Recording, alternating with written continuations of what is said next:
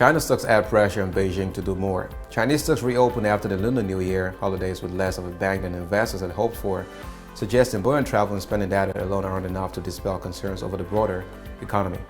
A jump in tourist trip, box office ticket sales, and the Macau casino visitors had fueled bets that the benchmark CSI 300 index would rally hard, just as Chinese shares listed in Hong Kong and the US did when mainland markets were shut February 9 to 16. Instead, the gauge struggled to gain traction for much of the day, only managing to pick up pace in the afternoon to close up 1.2%. Now, that late advance came alongside a surge in turnover in several exchange-traded funds, suggesting the China State Fund, or the so-called national team, lent a helping hand.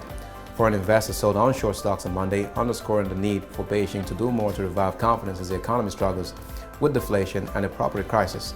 Ahead of the holidays, authorities made a slew of regulatory tweaks to reduce selling pressure and also replace the securities regulator chief in a surprise move. It was kind of disappointing because with the replacement of the securities regulator chief and the better-than-expected holiday spending data, investors were expecting China to reopen with a rally, said Danielle Tan, portfolio manager of Grasshopper Asset Management. Investors' confidence is still low, and hence every small rally has been met with fresh selling, he added. A gauge of stocks in Hong Kong had gained nearly 5% in 3 sessions since it reopened on Wednesday, while the Nasdaq Golden Dragon China Index jumped 4.3% last week. At a meeting of the State Council on Sunday, Premier Li Jian called for pragmatic and forceful actions to boost confidence in the economy, underscoring the government's concern with a struggling recovery and stocks route. A deeper dive by economists at Nomura Holdings Incorporated and Goldman Sachs Group Incorporated showed Chinese tourists were thrifty spenders, even as overall trips were up, with per capita tourism revenue over the 8-day festival slumping 9.5% versus a similar time span in 2019. It's also worth noting that this year's Lunar New Year holiday spanned 8 days compared to the 7 days in 2019, said Redmond Wong, market strategist Sachs for Capital Markets.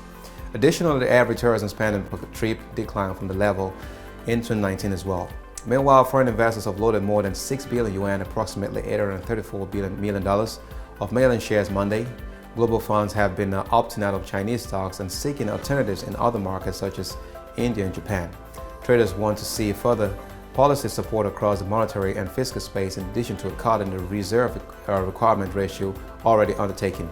China refrained from lowering a key policy interest rate on Sunday as the central bank sought to shield the yuan from volatility. Some economists expect commercial lenders to reduce their loan prime rate on Tuesday as well. Tech stocks on the CSI 300 index stood out on Monday.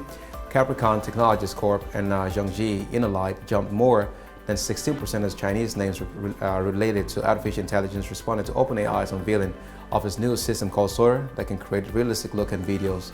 Healthcare shares fell the most.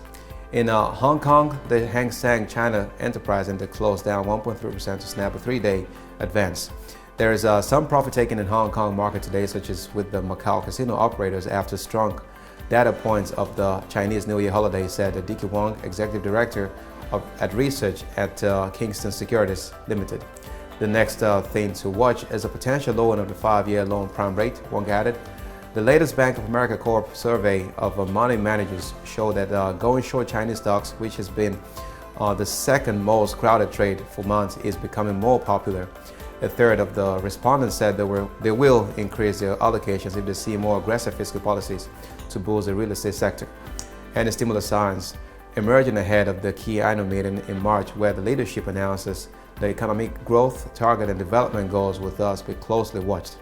In terms of tourist consumption numbers, most of the beat comes from the traffic numbers, and if you look at the average spending, austerity still exists, said Willie Chan, an analyst at Foresight Bar Asia's Limited.